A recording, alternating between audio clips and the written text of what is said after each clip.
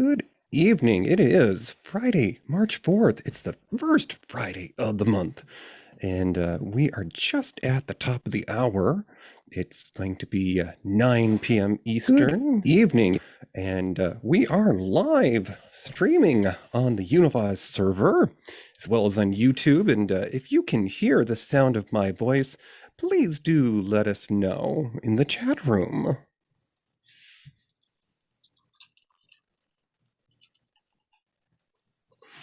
Okay, I can hear you, DJ. So we are streaming. Well, now, I seem to think that we also have a few people in the chat room. So what do you say? Oh, well, we say welcome. We say welcome to Janet from Another Planet, Myron Kurtz, possibly Rosa Zarin. Oh, look at that. It's our pal, Tommy Hash Browns. Look at that. It's the ever mysterious Cronehaven. Oh my God, there's Billy Star Sage, who is none other than your husband. Awesome. Well, we've got a full house this evening, so we'll go ahead and get things underway. All right.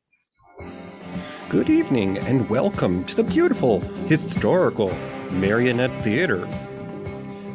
We're going to regale you with a trip down memory lane to the 80s. No. Please take your seats. The show will be beginning shortly, as soon as our showgirl arrives with our drinky poos, I think. Yeah, whatever.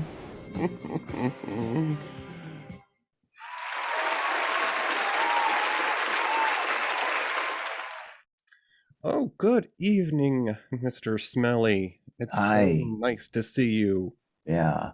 Hey, before you get going, I just want to say I could have been a model. You know what I'm saying? Like for the animators, because this is a cartoon tonight, because I'm pretty hip to everything that's going on.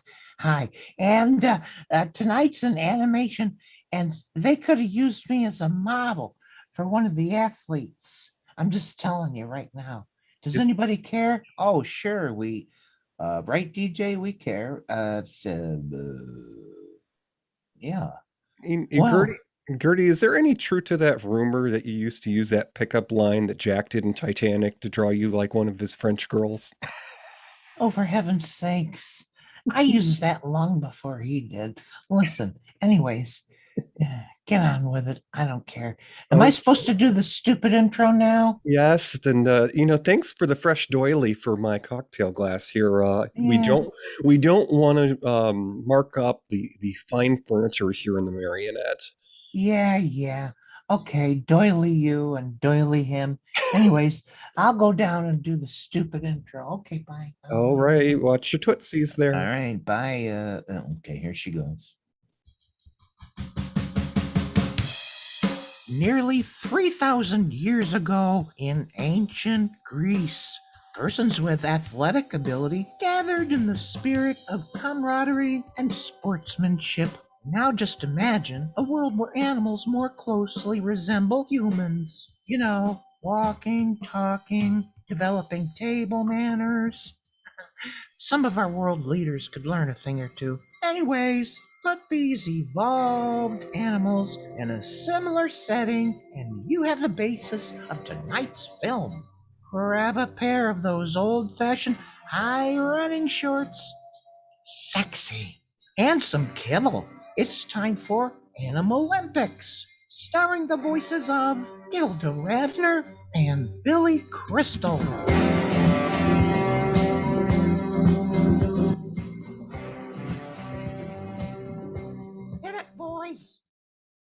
What do you get when you take a dash to the silver screen? A pinch of golden oldies and a smidgen of screaming. It's time for Matinee Minutia with your host DJ and Toppy.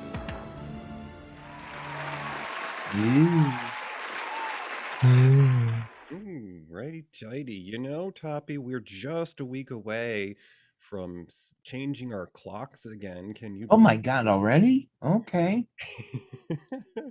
And I'd say something about the weather, but I think I jinxed myself the last time we talked because we got a few inches dumped on us, and then the bully on the anthill got out the magnifying glass again. Oh, okay. But I do hear tell that we are supposed to be getting more than double freezing digits, meaning the sun is actually coming out this weekend. And in a couple of weeks, it's supposed to be the first day of spring.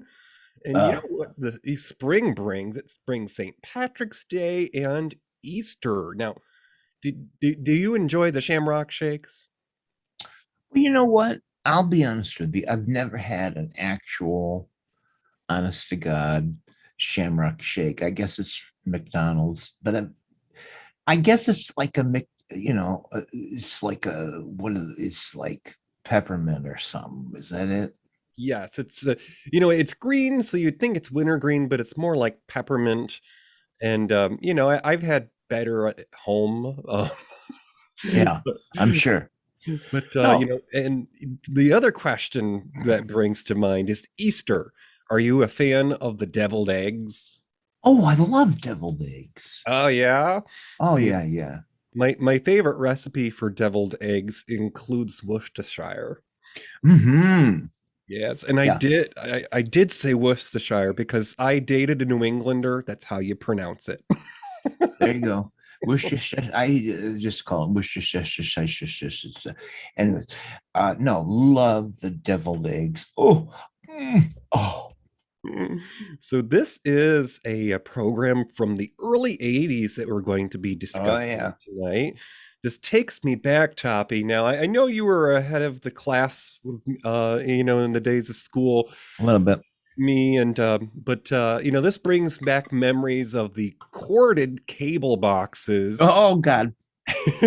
with the buttons and the lever and the printed guide that you used to insert, so you knew basically how to do your sync your battleship lineup with the coordinates to get the different channels. Right.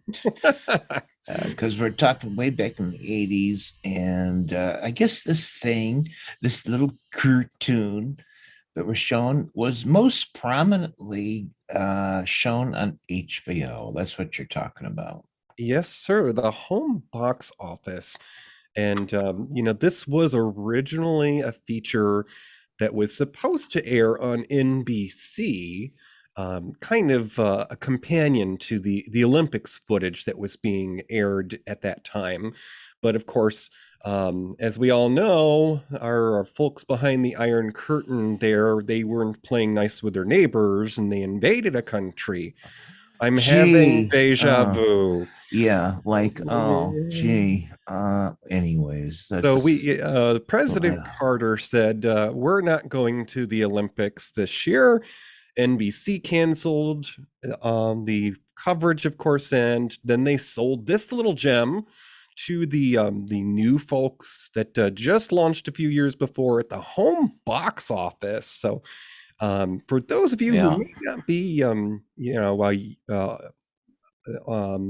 have enough years to have remembered, I'm going to treat you with a Uh-oh. flashback Here we of go. the HBO original Oprah. So I'm going to talk you through this. Oh, okay. Go ahead. Somebody find the clip and put a link in the chat room for us here. So the home box office started in 1972 in Manhattan, New York City, and it took them a while to get going because you got to get all those licenses and distribution rights. And this little intro for their programs was created, and it featured a miniature of a cityscape.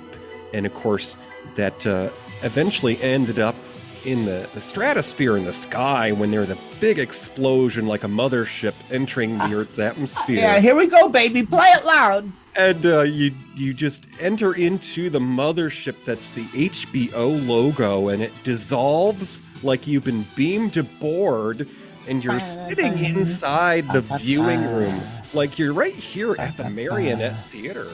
Ba, ba, ba, da, ba. Ooh. And, for those of you who've been around a while in the podcasting world, that was also used as the background for Wanda Wisdom's random mini disco dance Oh, party. stop it. Stop it right now. Nobody's gonna know what you're talking about. Ah! Wanda Wisdom. Oh my God. Listen, folks, this movie, way back in the 1980s. DJ, let's set the world up. Tell us what was going on way back then. Okay, so world history in 1980. Ooh. Comic strip The Far Side No. debuted in newspapers. And as I mentioned, President Carter, he approved a $1.5 billion bailout of Chrysler. Well, it happened later again. The U.S. defeated the Soviet Union in hockey. Yay! In Fuck the 'em. 13th Winter Olympics. Yeah. There was some high sticking then. Yeah. President Carter also announced that we would boycott the Summer Olympics. And we should have boycotted the fucking last. Oh, I'm sorry. We should have boycotted the last Olympics in China. And anyways, whatever. F it all, anyways. Apparently, China gave them some advice to say, wait until our party is done. But whatever. Continuing on in 1980, Voyager 1 confirmed the existence of the Saturn moon Janus. Not Janice Rand. U.S. severs diplomatic relations with Iran. Oops. The Pennsylvania lottery was rigged by 6 men, including the host of the drawing. He was in on it. Oh, dear. The inmate with the longest serving prison sentence is released after serving 68 years. They committed their crime in 1911.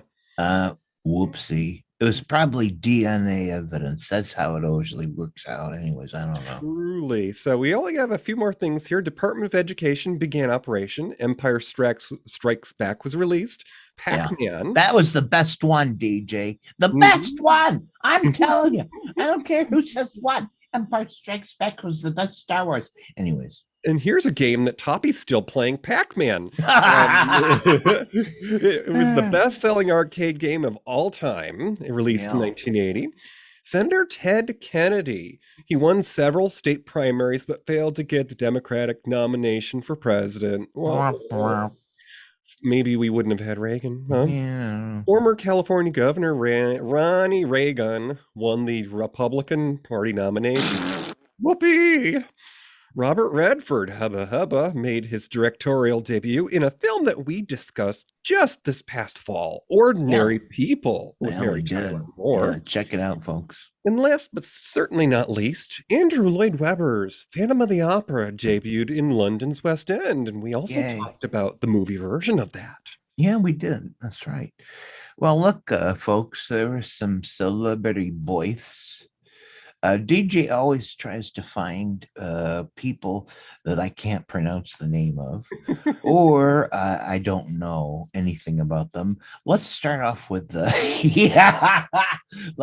off with Zoe Deschanel. Did I do it? Oh my goodness, you got it! Oh my God, she's an actress, musician, New Girl, an Elf with Will Ferrell.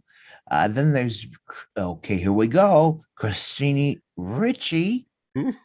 Oh, I did it. Actress, Addams Family, and Mermaids. And Macaulay Culkin, actor in Home Alone and Party Monster. Then there's I can't believe this. Chris Pine was born in 1980. Give me a fucking, I'm sorry. Give me an effing break. Ugh. Anyways, he was in Star Trek 09 and Wonder Woman as Steve Trevor. Jeez, all right, DJ. Before I get too discouraged, there was competition for Animalympics. It was going on back then. Tell us about it. Alrighty, so Animalympics, as I mentioned, it was originally made for NBC, but then it got sold to HBO when it was decided It couldn't be aired because there was no Olympics coverage then. Oopsie. Let's see now. In 1980, HBO was already producing their original documentary series. So everybody knows that HBO showed the movies that were out at theaters, before you would go out to the rental store and bring it home. You could watch it on HBO. Of course, it cost a little bit of money. I think in today's money, it was something like $30 or $40 a month, but back in 1980s money, it was like under $10. But anyways, HBO was already making their own original documentaries in 1980, but they wouldn't make their first full feature film until 83. And this was a film called The Terry Fox Story, which interestingly started a Hollywood actor, Robert Duvall. And it was the true story about the Canadian cancer amputee hero who decided to run across Canada on only one leg to raise money for cancer research. Oh, all right. So what else about HBO? Okay, so the home box office, the oldest and longest continuously operating subscription television service. So you had to pay a little extra to get it. Oh my God. Do you mean to tell me it's like I gotta pay Hulu and I gotta pay Disney Plus and I gotta pay Netflix, all these little, $6, $9, $10. Is that like that? Oh my goodness. Well, were they the first? Some could say that with all the services we have now, you're basically paying as much as you would for cable if you have them all. But yeah, it was one of the first of its kind, and you paid a little extra. Now, Toppie, this will date us. You think about what made HBO special. Could you get HBO if you just plugged your TV into the cable, Toppie? Do you remember that? Well, kind of, sort of. You had to pay extra to get it. You did, yeah. So you had to have something special to be able to watch it. Yeah, the box. You had to have a box. So it was like you're a member of a club. In order for you to watch HBO, the cable company had to give you a box, because back in those days, it was like decoding the secret message from behind the Iron Curtain. Yeah. You had to have a decoder, a scrambler, and sometimes they even put a device on the cable line outside your house. They called it a trap. Yeah, that's right. By the way, I just want to point out, DJ, because it's kind of funny. The chat room is obsessed right now with the Beastmaster, which was repeated on HBO a million kabillion times, and everybody. And anyways, it's Mark Singer there. Oh, is that who it is? Mark Singer? Am I got that right? I think so. Yeah. Okay. Well, he was the lad that portrayed. Anyways, there's some photos in there. And it's, like Tommy Hash Brown says, it's time for a tongue bath. But anyways, continue. I do believe that Mark Singer was also in V that we discussed last year. He was. So anyway, HBO, oldest and longest subscription television service. Now, it pioneered modern day pay television on its launch in November of 1972. It was the first television service to be directly transmitted and distributed to individual cable systems. And it was the conceptual blueprint for the premium channel. Pay television services sold to subscribers for an extra monthly fee, and they don't accept traditional advertising. So you're not going to see, Joe Bob's Used Cars advertising on HBO. Right. But also what made them special is they had their own original programming that wasn't censored. It didn't have to be edited. If you wanted something a little naughty, a little blue, as our friends across the pond might call it, you'd watch HBO. And it eventually became the first television channel in the world to begin transmitting via satellite. Ted Turner was very happy. So HBO goes a long way back, and it's a really changing part of the history of television and cable versus traditional broadcasts. So it's very fascinating. So I'm going to talk about DJ, the director of our little film tonight, and that's Steven Lisberger or Leisberger. I'm not sure how it's pronounced, but we'll just call him Lisberger because I like that. Anyways, he's an American film director, producer, and writer who was later very famous for directing Tron for Disney in 1982. That was 2 years after Animalympics. Lisberger was born in 1951 in New York City and grew up in Hazleton, Pennsylvania. He attended the Hill School in Pottstown and Tufts University. He went on to become a 1974 graduate of the School of Museum of Fine Arts in Boston in Massachusetts. And while attending Tufts University, Lisberger and 5 associates formed Lisberger Studios. Their first project was Cosmic Cartoon, and that earned a Student Academy Award nomination way back in 73. It was also featured in the internationally released anthology film Fantastic Animation Festival in 77. Many people saw it there for the first time. And through his company, Lisberger Studios, Lisberger directed the production of commercials. This is how they made the living, folks. Directed the production of commercials, animated title sequences for many and various programs. And in Animalympics, I will point out that that the title sequences that were interspersed throughout Animalympics that were animated are typical of what he did back then. He did animated title sequences. You'll see them all throughout Animalympics. So, Animalympics, all right, conceived in 76 to be a parody of the hype surrounding the Olympic Games. Lisberger first made a 7-minute short film with a $10,000 budget grant from the American Film Institute. That was like, okay, cool. And then he decided he could expand the idea with backing from NBC. And then he eventually obtained a 7-figure budget for doing the movie, and he moved his studio from Boston to California, and Lisberger and NBC produced the aforementioned 2 30-minute parts Animalympics. So afterwards, I'll tell you what really Lisberger was known for. And following Animalympics, he did a lot of things that didn't exactly, they never became well known. But the one thing he was linked to forever was Tron. And over the years, Lisberger tried to get Disney interested in a sequel to Tron, and then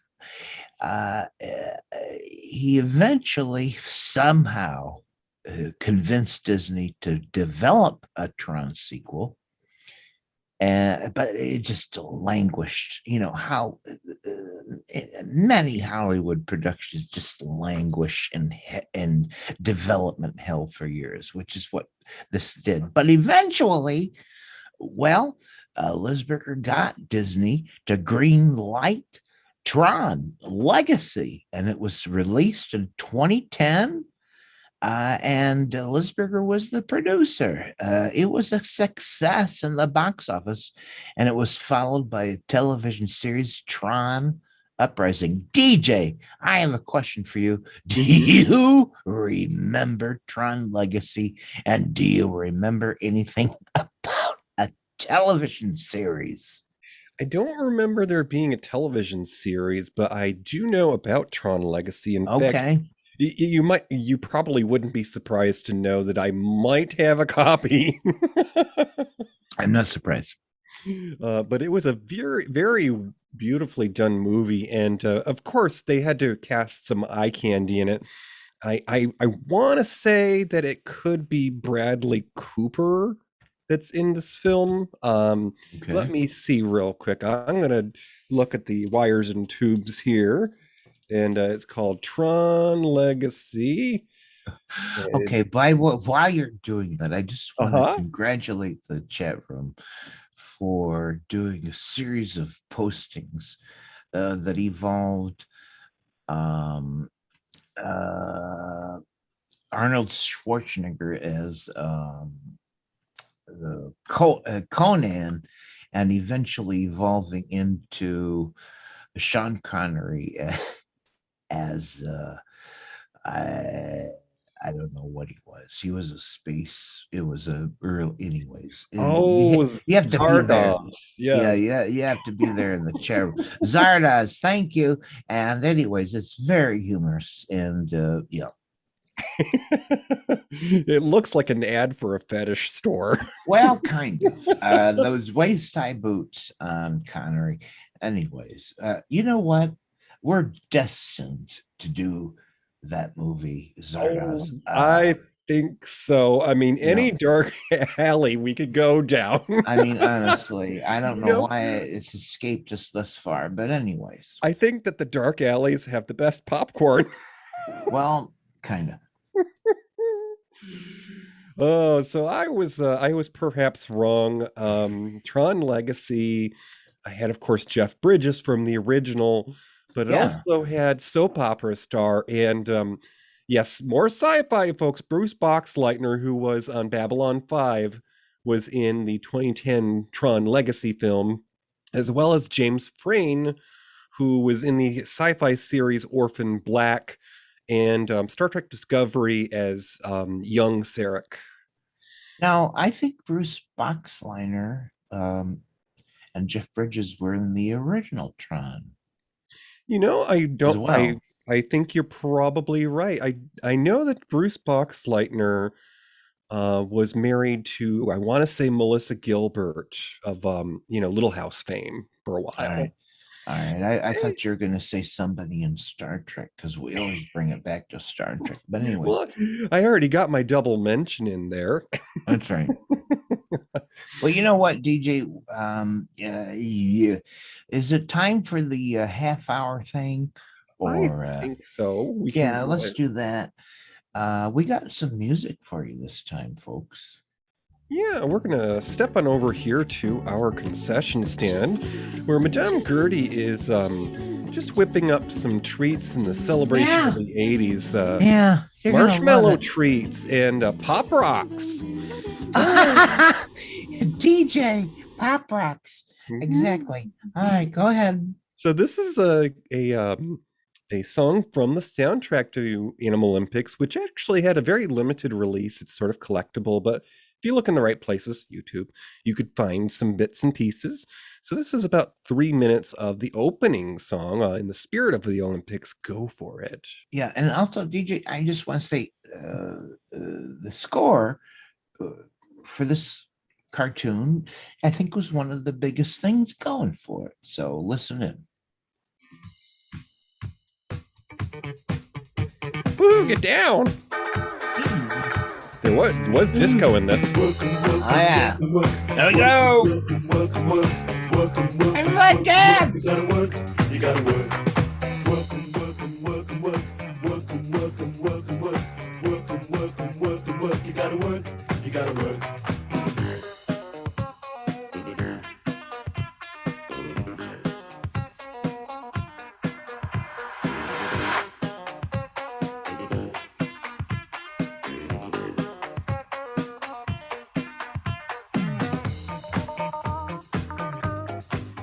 If you're tuning in on YouTube, you can see me chair dancing.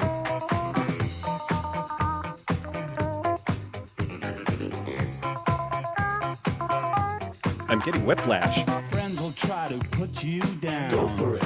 Go for it. When you don't want to go to town. Go for it. Go for it. But if you want to sing this song. Go for it. Go for it. You gotta work out all night long. You gotta Go for it against the opposition. Go for it if you wanna win the race. Go for it. It's really your decision. Go for it. You gotta set the pace. Now you can choose the lazy way. Go for it. You gotta go for it. You can boogie all night and sleep all Go day. for it. You gotta go for it. But the best in life don't come free. Go for it. You gotta go for it. So let work be your philosophy.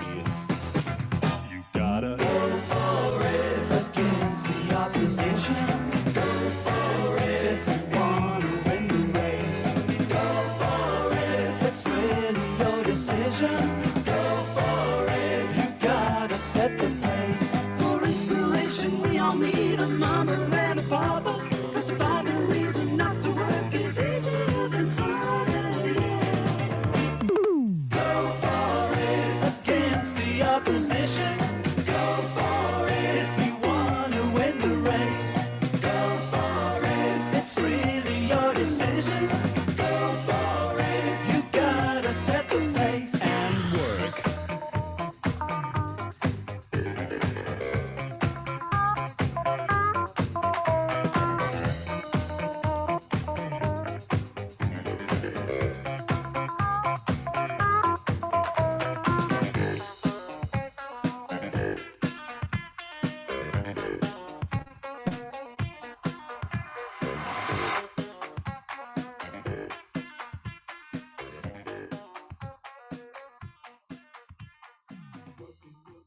Ooh, I think Gertie went for it. And we are back. That was amazing. Yes, we got on our boogie shoes and our bell bottoms, and then we just said no because it was the 80s. Well, DJ, we should talk about the voices that did some of the characters. Why don't you start with Gilda Radner? Alrighty, so Miss Rosanna Dana, Gilda Radner. She was the voice of Barbara Wobbler, which is a take on her famous Saturday Night Live character, Barbara Wawa. But she was a character in Animalympics who was a bird sportscaster. I think she might have been like a flamingo or something. I don't think she was an ostrich, but anyways. No, I think she may have been an ostrich, DJ. Okay. I do. Yeah, that's right. She did hide her head a few times. So Gilda Radner was born in Detroit, Motor City, and began acting on television in the early 70s as a child, actually. And Animalympics was Radner's second animated project. So, you might have thought, wow, I didn't know that she did cartoons, but she did do something before Animalympics, and it's actually one of my guilty pleasures of childhood. I don't remember if it aired on HBO or if it was on Canadian television, because back in those days, we used to get stuff from across the border in the Western Yorks. And this was a program called Witches Night Out. I try to watch it every Halloween because it has the voice of not only Gilda Radner, but Catherine O'Hara, who, of course, was the star of the more recent Schitt's Creek TV series. It was basically about some people who decided to hold a party in this old abandoned house. And come to find out, the witch had haunted it, and she granted people's wishes, making them the monsters they were dressed up to be. Oh, okay. So this was an animated feature, Witches Night Out, in 78. Now, in 1980, Radner starred in her first live-action film, which was called First Family. I'm actually curious to see this because it not only has the legendary Madeline Kahn, of course, from Clue, you'll remember her, flames running down my neck, and Bob Newhart, and Carol Burnett famed Mr. Harvey Korman in First Family. Now, after leaving Saturday Night Live in 1980, because a few people did, she would star in 4 films in the next 5 years, including a film in 82 that was directed by Sidney Poitier, Hanky Panky. She also starred in 84 in a film with Gene Wilder, The Woman in Red, which of course brought us Kelly LeBrock, who was also in Weird Science, one of my favorites from the 80s. And let's see, one of her later films in 85, a film with Walter Matthau, Movers and Shakers. And this is where she would actually first meet her future husband, Gene Wilder. Oh. Now, her final film was in 86 with her husband, Gene Wilder, and, of course, Dom DeLuise. You can't watch an 80s movie and have it be comedy without Dom DeLuise. This was Haunted Honeymoon. And she famously suffered from, around this time, she very famously suffered for 10 months, people, almost a year of malpractice because she was experiencing pains in her legs and she didn't know where it was coming from. And because she was a celebrity, she got all sorts of bad advice. Took her 10 months before she was finally diagnosed with ovarian cancer. By then, it had advanced to the point where they couldn't barely contain it. And Radner had been only married to Gene Wilder for 5 short years before her passing at the age of 42 in 89. Now, quick side note, Wilder, of course, survived her by many years and remarried, but he did run a organization that hosted women that were battling cancer, and I believe it was called Gilda's Place.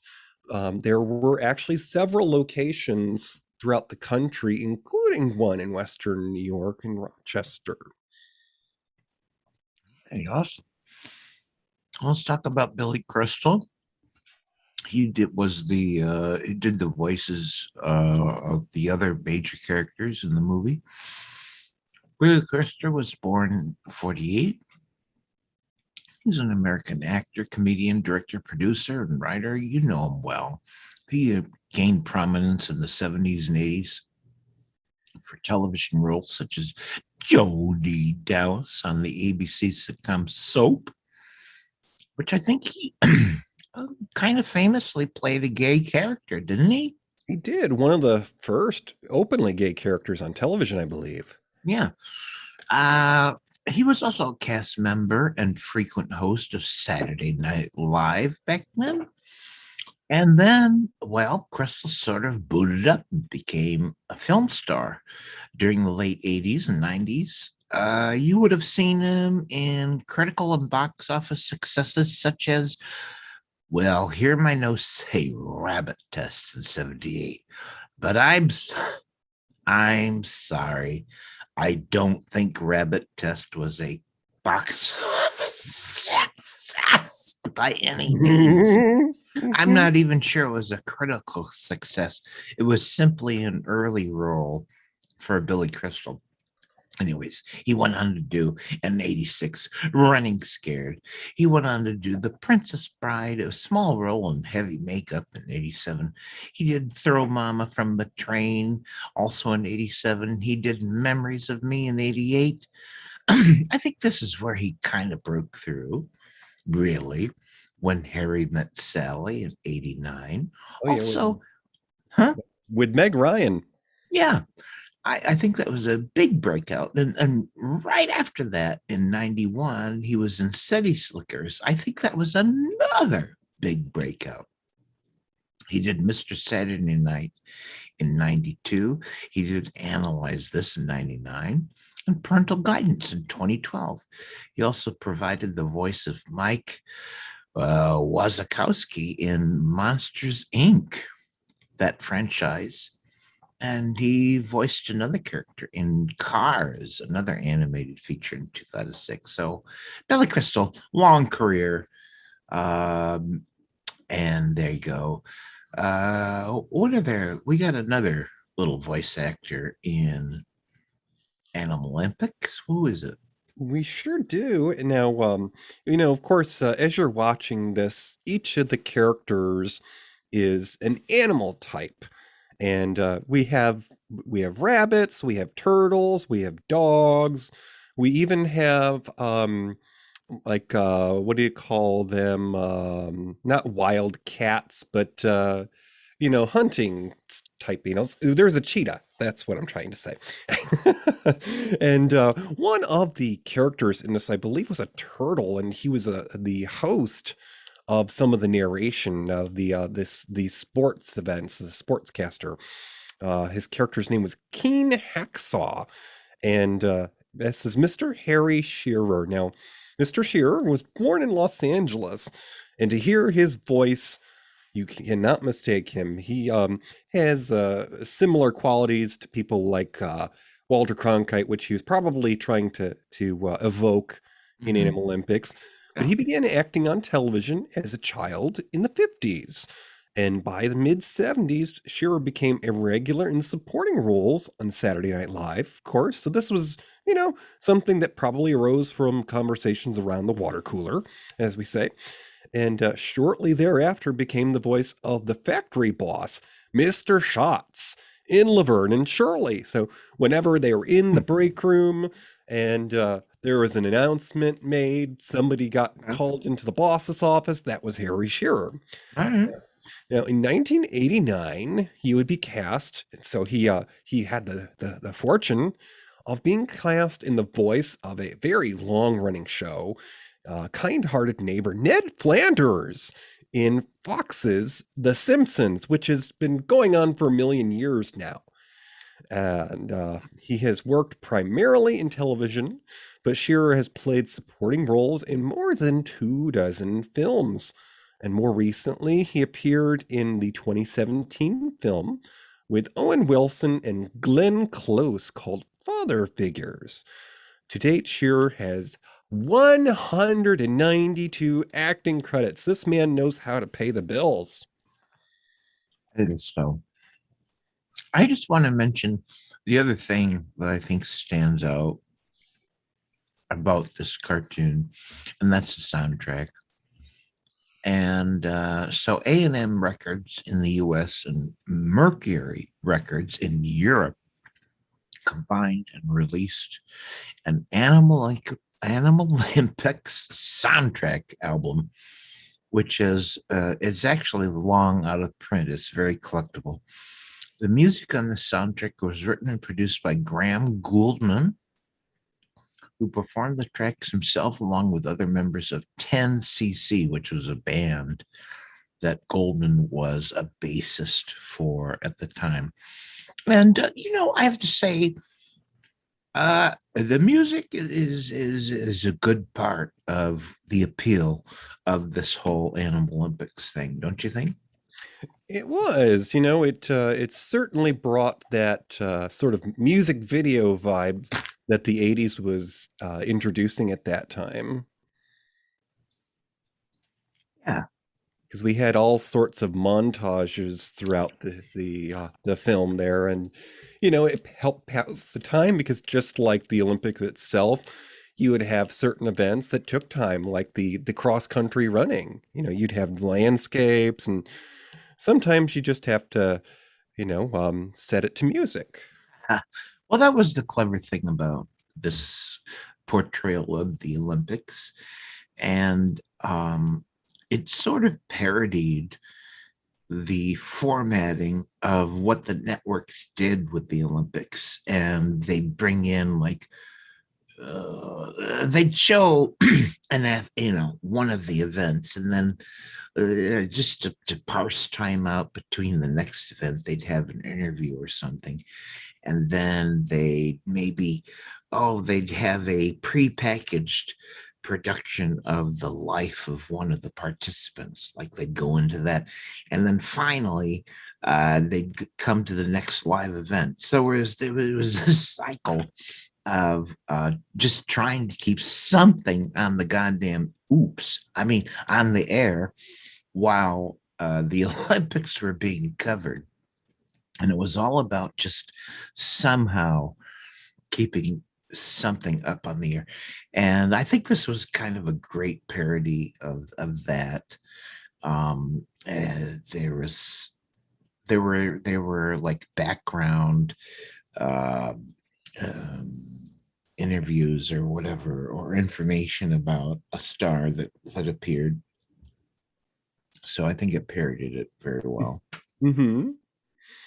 So, we have some time. We can actually discuss some of the not really the trivia, but the quirkiness of this film because it's from 1980, and it didn't get to theaters. It didn't even go to where it was supposed to originally. It got shown on HBO. So, back in the 80s, there was probably some parent who decided we're gonna splurge and this winter we're gonna buy HBO for a couple of months because the kids are trapped indoors and oh hey, what's this thing, Animalympics? But Mhm. there was some cuteness in there, and certainly if this were something, and I know there are some of you that aren't fans. Hi, Tommy, of the Mouse House. But this is one of those programs where if it were to air on something like Disney, there'd have to be some disclaimers because there is not to say cancel culture because we don't want to erase this, but just to shine a light on it, there is a little bit of behavior that's inappropriate by today's standards. I mean, you have ogling, you have you know Yeah, there's lots of that, lots of ogling. especially over the female figure. And you also have a little bit of xenophobia. You're afraid of different cultures, and there's a sweet little story involved with this film where the two cross-country runners who are from different countries end up, basically falling for one another because they're spending so much time alone out there. And one's from France and one's from somewhere in Africa. And they spend a little bit of time of showing you their backgrounds and their cultures. And, so that itself, of course, is encouraging because the original spirit of the Olympics in more modern times is, the spirit of sportsmanship of coming together to celebrate greatness. And Yeah. some of the other things that happen in the film. There is a shall I say a wealthy guy who sits behind a desk and he's smoking a stogie. Who is he supposed to be? Oh goodness. I mean, I'm trying to think of who played it originally. Oh, what's the film with the sled that's called Rosebud? Orson Welles? Yeah, so maybe sort of an older curmudgeon type. No. So, but that's just shining a light on this being something from the 80s. We probably wouldn't have certain aspects of this, and that's one of the charming things about it is that we could watch this and think, okay, we've changed, thank goodness. Things are a little different now. And but it was quite fun to watch the fake commercials that they placed in there, like the alligator who was sitting down to breakfast and his cereal bowl was full of sugar-coated, I think, newts. Yeah. There were a lot of scenes that sort of projected what these athletes might promote, when they got a contract with somebody. And so they had a commercial of what their product might be. So there were several of those. Those were clever. And some of the animation of this time inspires me to things that I'll talk about later. But although he wasn't part of this, there's an animator in the 80s that was very popular, Don Bluth, who actually worked on the animated sequences that were featured in Olivia Newton-John's film Xanadu, which I believe was one of the last films of, help me, the song and dance guy. I'm trying to remember his name. Anyways, um, Yeah, I'm not sure. he was in Singing in the Rain. Somebody in the chat room will tell me. Anyways, Don Bluth did the animation in Xanadu, and it reminds me a lot of some of the scenes that are in Animalympics because they have these romantic scenes of nature, flowing Mm-hmm. water, Mm-hmm. and there's actually like a glitter effect that's evoked in the scene. In fact, this was done also in the film we discussed last summer, Electric Dreams. It's just that sort of a glistening glitter, sheen on water, sunlight, prism effects, and that was basically part of the 80s, was putting that into animation because it inspired imaginations. Well, that's also because the creator, um, that's what he did for a living for many years, was produced animated um, titles where there were sparkles, and um, this appears all throughout Animalympics, and it's actually how he made his damn living for so many years. Are Tommy in the these? chat room spoke up and said it was Gene Kelly that was in Xanadu. There you go, Gene Kelly. God damn it! We actually discussed American in Paris last year, so I should remember that. There you go, Gene Kelly. Oh, but yeah, it is a cute film, and you could find it on YouTube. I don't think it was ever put out onto any proper home video. I don't know, but let's talk about the quality of the animation. So this was a level far above what you may have saw on uh, ABC or whatever, whoever did Super Friends. Think of Super Friends. And there were these characters that stood and their eyes would blink and their mouth would move. And there were other things that happened. This was far beyond that, except it was far, it was far below what animation was capable of. So I'm not going to say this was a brilliantly animated movie because they didn't put the time and they didn't have the budget. But it was far above what you would have seen on TV at the time. So it was a much fuller, much smoother animation you would have seen perhaps on Super Friends or something like it. So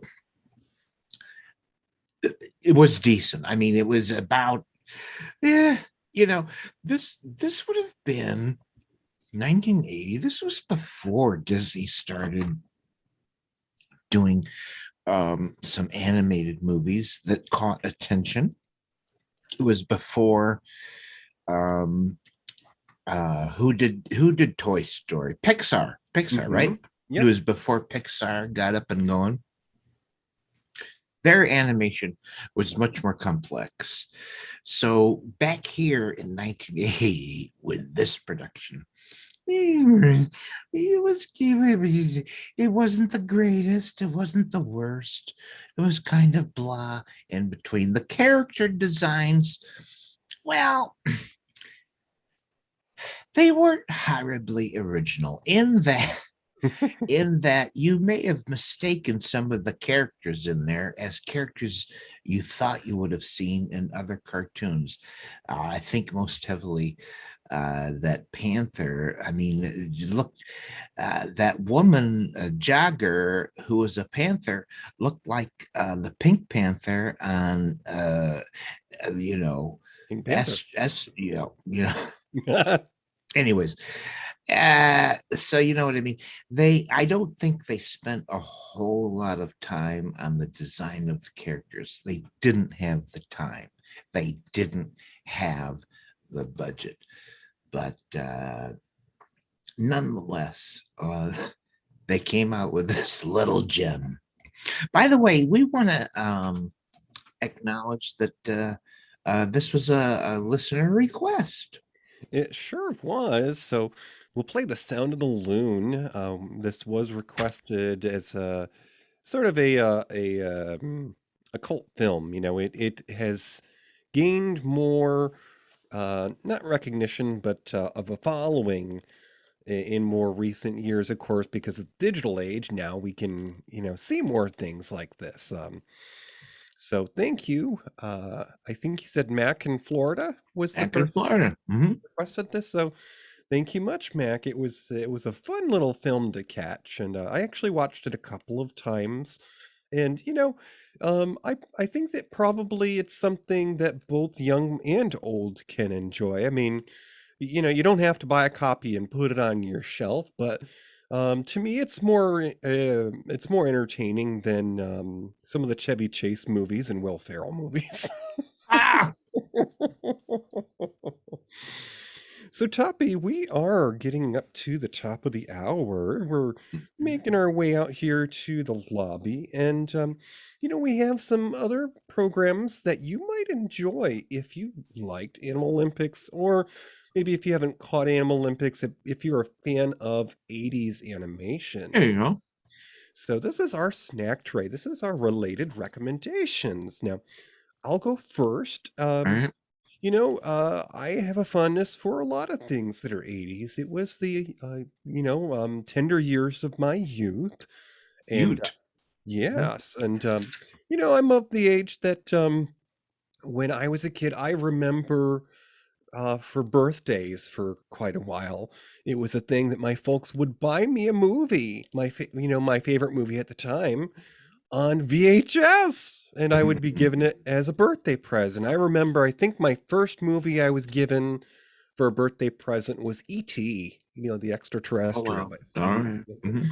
But anyways, in the vein of animation, this is the film that Tommy has actually mentioned in the chat room. It's a 1982 animated film directed by the legendary aforementioned John Bluth. The Secret of Nim, and this has the voices of Dom DeLuise. And perhaps maybe you didn't know, because they weren't really more famous until almost the 90s. Shannon Doherty, who was the sister on 90210. In her youth, she was a voice in The Secret of Nim, and young Will Wheaton, possibly before he did the movie we talked about last year. Now, the storyline of Secret of Nim is to save her ill son, a field mouse must seek the aid of a colony of rats with whom she has a deeper link than she has ever suspected. And this also has the voice of Elizabeth Hartman, I want to say. Okay. Who we lost at a young age. She suffered depression, and that was the end of her career. But it's quite a film to behold because it has beautiful animation, and unlike many things at the time that were all bright and cheerful and pretty, this is a little bit dark in places, Right. and I think you might enjoy it. I think so. Tommy Hash Browns reminds us in the chat room the movie we couldn't quite think of there was Stand By Me. Okay, Stand By Me. Yep. I want to recommend something kind of similar to Animal Olympics, which was something called Wacky Races, which was quite a bit earlier than Animal Olympics, but it was about these races and who would win, which is kind of what Animal Olympics was all about. So, Wacky Races is an American animated television series produced by Hanna-Barbera Productions for Saturday mornings. Oh, those days, folks, when you could get a bowl of cereal and sit in front of the TV on Saturday morning and watch those stupid cartoons. Oh, heaven. Anyways, Wacky Races features 11 different cars racing against each other in various road rallies throughout North America. I don't know why it was just in North America, but whatever. And with all the drivers, they all hope to win the title of World's Wackiest Racer. The show was apparently inspired by a 1965 film called The Great Race. It featured characters such as Peter Perfect, Rufus Rough Cut, Sergeant Blast, the ever lovely Penelope Pitstop. And finally, Dick Dastardly, who I just want to point out, was voiced by a renowned a ventriloquist, comedian, voice actor, Paul Winchell. And I just want to further point out, because this is the trivia beyond all trivia, folks. Paul Winchell, besides being a voice actor, a very skilled ventriloquist and an actor, was also an inventor. And god dang it, Paul Winchell also invented and patented the first mechanical artificial heart implantable in the chest cavity. Don't ask me how, but he did. And by God, there was actually, that thing actually got used. And anyways, I had to mention Paul Winchell, whose voice, if you heard his voice, you would know it immediately. Anyways, he invented the goddamn artificial heart. Toppie, it's interesting. Somebody who may have lived west of the Mississippi, and I'm talking about someone in our chat room, Ren, perhaps, if you're listening. I think it's just simply a coincidence, but it's ironic because out west there is, at least there used to be, a chain of donut shops called Winchell's. Oh, really? Really? Oh, how I wonder if that's what led him to create the mechanical heart. Good Lord, wouldn't that be funny? But, to bring this back to Star Trek, I am sure that Captain Picard is glad that Paul Winchell invented that. Good Lord. Okay, only followers of Star Trek The Next Generation have a clue what you're talking about. All right. All right, Toppie. So we have reached the end of our hour. Peek over the balcony for me and let me know who is in the chat room. Oh, we would like to thank so much. It really makes a difference, folks. Thank you for being here. Your hubby, Billy Starsage, our friend, Marin Gertz, our friend, Tommy Hash Browns. We had in there Cronehaven for a while. She's probably still listening. And there's probably others listening that we just don't see here in the chat room. But thanks for joining us. It makes such a difference. We appreciate you very much. All right, Toppie. So, as we say, or we are often fun to remind folks, the Marionette is a celebrated venue. Many things have happened here. We've had vaudeville, and we've had burlesque, and a magician.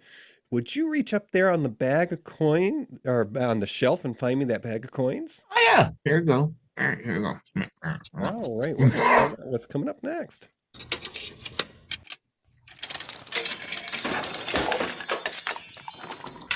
Okay, hand me that capsule, sir. There you go. All right, let's open the sucker up. Next time on Matinee Minutia, which is Friday, March 18th, just the day after St. Patty's Day.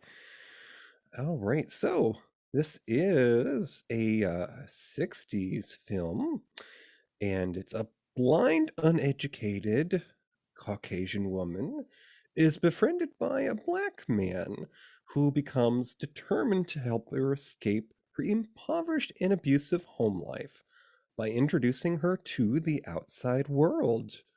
This stars the recently late Mr. Sidney Poitier and Miss Shelley Winters, who's a very skinny lady in the water. This is A Patch of Blue. Next time on Matinee Minutia. Folks, I do believe he did this movie right after Lilies of the Field, which he won an Academy Award for. And Patch of Blue sort of solidified his fixture in American cinema, except that nobody knows much about A Patch of Blue. But that's what we're going to do next time on Matinee Minutia. All righty. So, Toppy, if you would, in the ways of the old days of Yeah. radio, Mhm. would you say good night, Gracie? Hey, yeah. Good night, Gracie.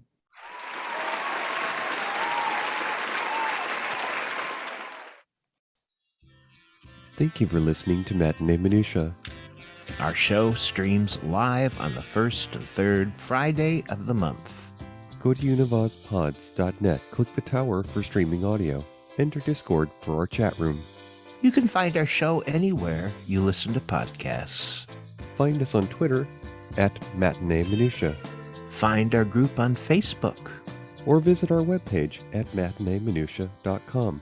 Have an idea for a show? Or why not let us know how we're doing? Email us at matineeminutia@gmail.com. This has been an Ollybug production. I have a voice. I have a voice. You have a voice. You have a voice. We have a voice. We have a voice. Unique voices in podcasting. univozpods.net.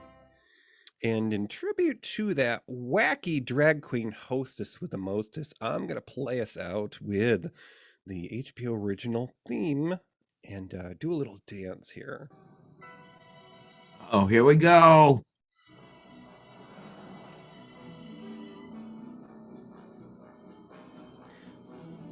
It builds up a little here. Yeah, she cut it down a little bit. Yeah, we're going. We're getting it on here. It's coming. It's coming, folks. It's coming. Elliot is ramping up his bike to jump over the moon. Ah, kind of. It's time for Random Mini Disco Dance Party. Here we go on this program. Woo, woo, woo, woo. It's time to dance. Take off your pants and disco with Crisco. Woo, woo, woo. Minneapolis style. Wanda Wisdom. Woohoo! Good night, everybody.